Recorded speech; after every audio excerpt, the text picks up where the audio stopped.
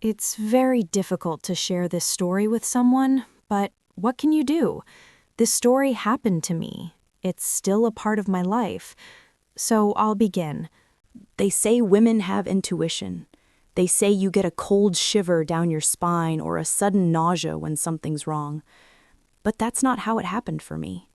There was no thunderclap, no dramatic music swelling in the background. It started with a pizza order. It was a Tuesday in November, a regular gray Tuesday in Seattle where the rain doesn't fall so much as it just hangs in the air, soaking into your bones. I had just come home from the warehouse. My feet were throbbing. Being a logistics manager sounds fancy on LinkedIn, but in reality, it means standing on concrete floors, arguing with truck drivers about delivery windows. I walked into our kitchen, dropping my keys in the ceramic bowl by the door. Clink. The sound of home. "Liam, you home?" I called out. "Upstairs, putting Leo down." His voice floated down. I exhaled, leaning against the granite counter we had spent 3 years saving to install. This was our life. Calculated, safe, built brick by brick. Liam was a regional sales rep for a solar panel company. We weren't rich, but we were comfortable. We were the couple friends looked at and said, "They're solid." I was too tired to cook. Tuesday was usually taco night, but the ground beef was still frozen solid in the freezer because I'd forgotten to take it out before work. "Pizza?" I yelled up the stairs. "Pepperoni and jalapeno," his favorite. I pulled my phone out to open the delivery app. We shared an account. It was just easier. Why have 2 separate logins when you order from the same 3 places? I opened the order history to quickly hit reorder on our usual Friday night set. That's when I saw it. Order number 4492. Delivered today, 12:45 p.m. 1 times large veggie levers, no olives, 1 times cheesy bread. Delivery address, 420 Oak Haven Drive, apartment 4B. I stared at the screen. The screen dimmed and I tapped it awake again. I hate vegetables on pizza. Liam hates vegetables on pizza. And 420 Oak Haven Drive was definitely not his office. His office was in a business park downtown, not an apartment complex on the north side. My thumb hovered over the screen. My brain, that tired, logical logistics brain, immediately started filing excuses. Maybe he ordered lunch for a client. Sales guys do that. They schmooze. Maybe the GPS on the app glitched. Technology is stupid sometimes. But veggie lovers. Liam calls bell peppers crunchy water. He despises them. I heard his footsteps on the stairs. He came into the kitchen looking disheveled and handsome in his gray sweatpants and that faded college t-shirt I'd tried to throw away 10 times. He looked normal. He looked like the man who held my hand while I pushed out 2 babies. He looked like the man who fixed the sink last week. "Liam is finally out," he sighed, rubbing his neck. He walked over to me, wrapping his arms around my waist from behind, resting his chin on my shoulder. "Did you order the food?" I didn't turn around. I stared at the fridge magnets, a drawing of a sun by our 5-year-old Mia, and a reminder for a dentist appointment. "Liam?" I said. My voice sounded flat. "Did you have pizza for lunch today?" I felt his body stiffen. It was microscopic. If I hadn't been leaning against him, I wouldn't have felt it. A tiny pause in his breathing, a split-second delay. "Pizza? No," he said, pulling away slightly to open the fridge. "I had a salad from that place near the office. Why?" He grabbed a beer. Pup. Hiss. The sound was so casual. "The app says you ordered a veggie lovers to an apartment on Oak Haven Drive today." I turned to look at him finally. Liam didn't drop the beer. He didn't turn pale. He just looked annoyed, like I was asking him where the remote was. "Oh, that," he chuckled, taking a sip. "Yeah, that was for Sarah."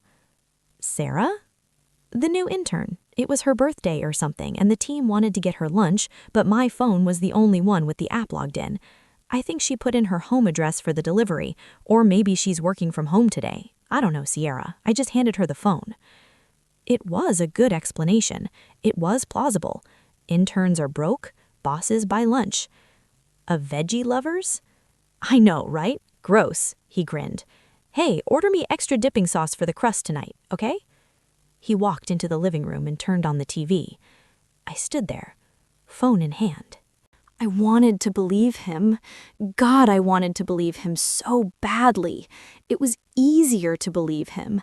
If I believed him, we could eat our pizza, watch a show, go to bed, and wake up tomorrow as the solid couple. If I didn't believe him, the floor under my feet would disappear. So I ordered the pizza, pepperoni and jalapeno. But later that night, while Liam was snoring softly beside me, the blue light of the street lamp filtering through our blinds, I lay awake. The explanation made sense except for one thing.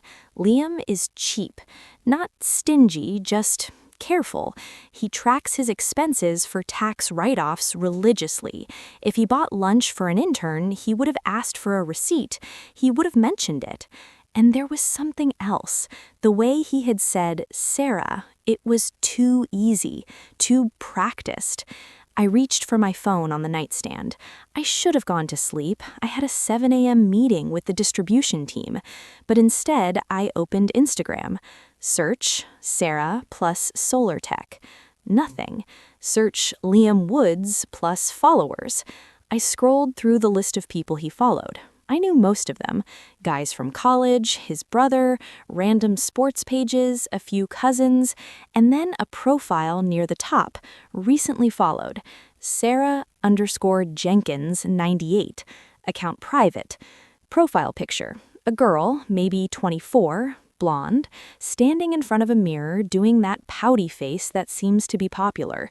In the background of her selfie, sitting on a bed, was a stuffed animal. A stuffed elephant. My heart hammered against my ribs like a trapped bird. 3 years ago, Liam went to a conference in San Diego. He brought back gifts, a t-shirt for Leo and a gray stuffed elephant for Mia. Mia slept with it every night. It was a very specific brand, Jellycat, with distinctive corduroy texture on the feet. The elephant in Sarah's photo was identical. Don't be crazy, Sierra, I whispered to myself in the dark. They sell thousands of those toys, millions. But the nausea was there now. The intuition had finally arrived, late and uninvited.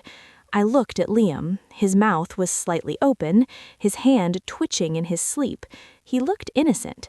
I put the phone down, but I knew.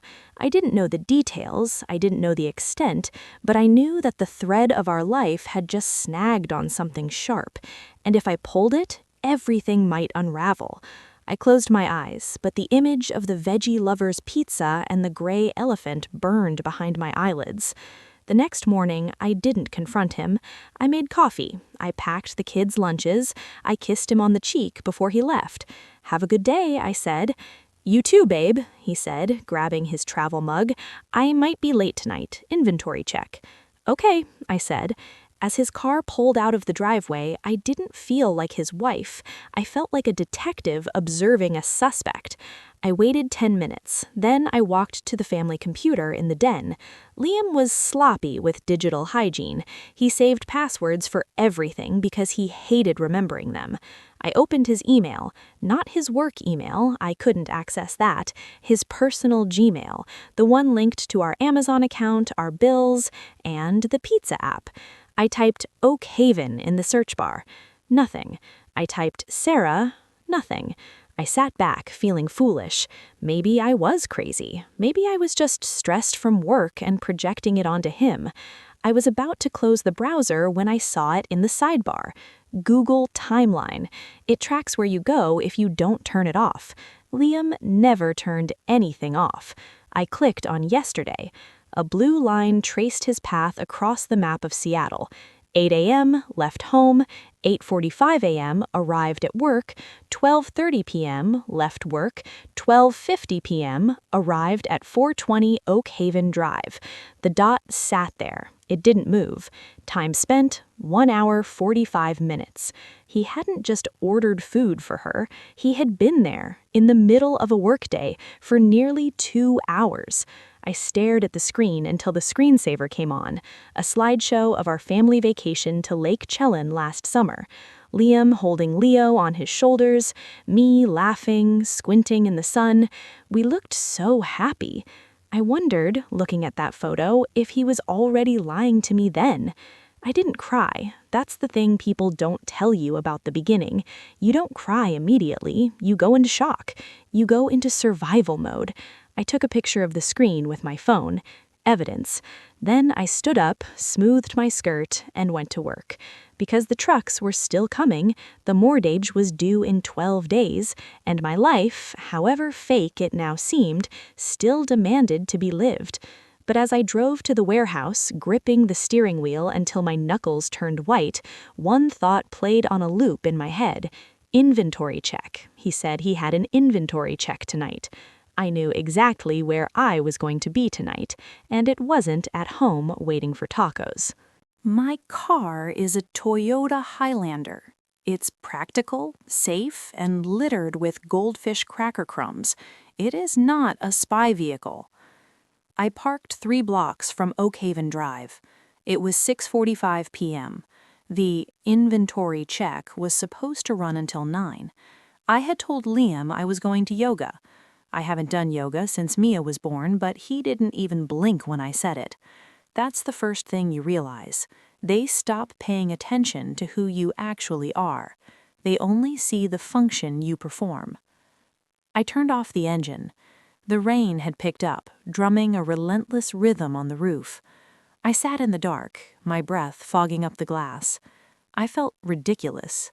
I felt like a stalker in my own life. At 7:12 p.m., Liam's silver Honda Accord pulled into the complex. He didn't park in the visitor spots. He had a clicker. He opened the gate and drove right in. My stomach dropped. A gate clicker meant access. Access meant regularity. I waited. 5 minutes? 10. Then I got out. I pulled my hood up. I walked past the gate just as another car was leaving, slipping through the gap. I found his car parked in spot 4B. The lights were on in the apartment on the second floor. The curtains were thin. I could see silhouettes. I stood behind a dumpster, the smell of wet garbage and pine needles filling my nose. I watched. I saw Liam. He was walking around the living room. He wasn't wearing his work jacket anymore. He was in his t-shirt. He was holding a glass of wine. Then she walked into the frame. Sarah. She didn't look like a femme fatale. She was wearing oversized sweatpants and a messy bun. She looked comfortable. She walked up to him and he laughed. He threw his head back, a genuine belly laugh, the kind I hadn't heard in years. Then he reached out and tucked a strand of hair behind her ear. It wasn't the sex that broke me. If I had seen them tearing each other's clothes off, maybe I could have dismissed it as lust, a midlife crisis, a biological glitch. But this? He was helping her water a plant. They were domestic. They were playing house. He was giving her the best parts of himself, the laughter, the attention, the gentleness, and bringing me the leftovers, the silence, the tired sighs, the "how was your day" mumbled over a phone screen. I stood there for an hour. I watched them cook dinner together. I watched them dance for a brief second to music I couldn't hear. I realized then that I wasn't fighting for my marriage. My marriage was already a corpse. They were just dancing on its grave. I walked back to my car, shaking not from the cold, but from a rage so pure it felt like clarity. I didn't drive home immediately. I drove to a 24-hour pharmacy. I bought a burner phone and a voice-activated recorder. I'm a logistics manager. My job is to track missing packages, optimize routes, and minimize loss. I treated the drive home like a work project. Objective: protect the assets, the kids, the house. Threat: Liam Woods. Strategy: gather data, execute termination. When I got home, he wasn't back yet. I took a shower, scrubbing my skin until it was red, trying to wash off the image of him watering her fern. When he came in at 9:30, smelling of rain and faint vanilla perfume, I was in bed reading. "Hey," he whispered, trying not to wake me, though the lamp was on. "Inventory was a nightmare. The system crashed." "Sounds awful," I said, turning a page. My voice was steady. "Did you eat?" "Yeah, grabbed a sandwich from the vending machine." "Okay, good night." He kissed my forehead. I didn't flinch. I was already gone. The next 3 weeks were a masterclass in acting. I became the perfect wife. I cooked his favorite meals. I asked about his day. I smiled when he looked at his phone and smiled at work emails. But while he was in a shower, I was working.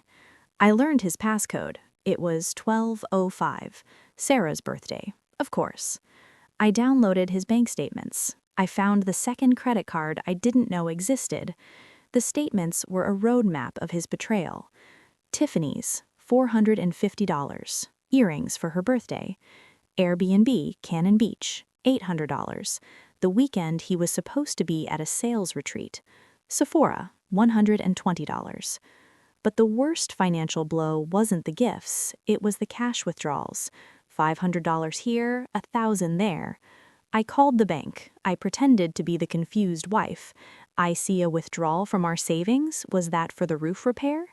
"No, ma'am, that was a transfer to a Chime account." He was funding her life. He was paying her rent. I went to a lawyer, a woman named Catherine with eyes like flint and a suit that cost more than my car. "Washington is a no-fault state," Catherine told me, leaning over her mahogany desk. "The court doesn't care that he's cheating. Infidelity doesn't automatically give you the house or the kids." "I don't care about his morality," I said, sliding the spreadsheet I had created across the desk. "I care about the math. He has spent $14,000 of marital assets on her in 6 months. That's dissipation of assets." Catherine picked up the paper. She smiled, a sharp, predatory smile. "You kept receipts," Catherine said. "I keep receipts for everything," I said. "Good. We can argue that he needs to reimburse the marital estate. But Sierra, you need to prepare yourself. Custody will likely be 50-50 unless he's a danger to the children." "He's not a danger," I said, my voice cracking for the first time. "He's a great dad. That's the worst part. He loves them. He just stopped loving me."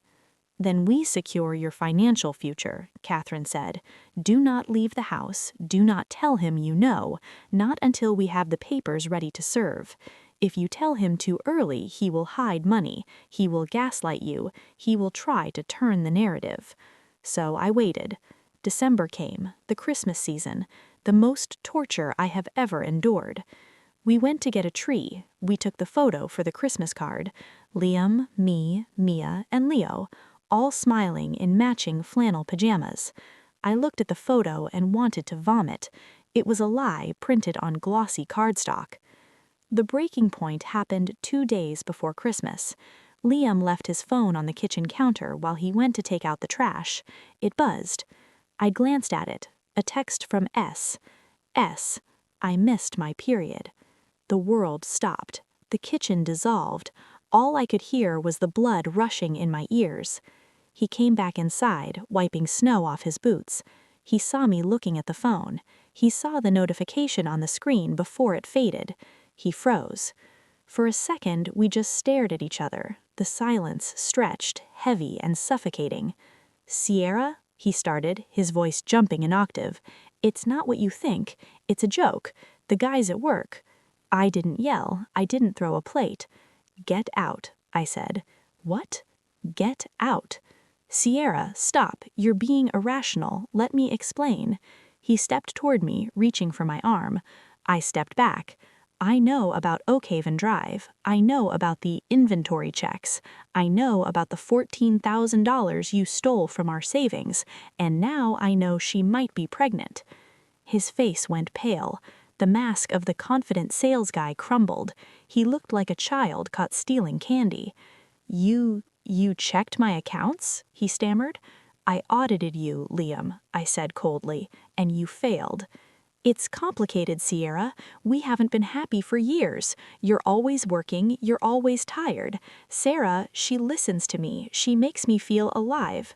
"I'm tired because I run this house," I finally shouted, the tears spilling over. "I manage the bills, the kids, the schedules, the repairs. I carry the mental load of this entire family so you can play video games and have inventory checks with a 24-year-old. "I love her," he whispered. That was the dagger. He didn't deny it. He didn't beg for forgiveness. He admitted it. "Then go to her," I said. "Pack a bag tonight. You are not sleeping under the same roof as my children."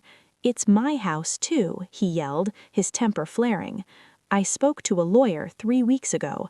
I have a forensic accounting of every cent you spent on her. If you want to fight me, I will drag this out until you are bankrupt, or you can leave tonight, we can do this civilly, and maybe you'll have enough money left to buy diapers." He looked at me, really looked at me.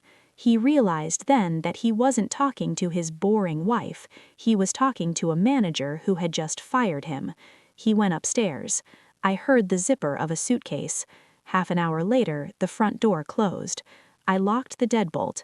I slid down against the door, and finally, I let myself scream. The first month was a blur of logistics and grief. Telling the kids was the hardest thing I have ever done. Daddy is going to live somewhere else for a while. "Did we do something bad?" Mia asked, clutching her stuffed elephant, the one identical to the one in Sarah's photo. "No, baby, no. Grown-ups just get confused sometimes." Liam moved in with Sarah. Of course he did.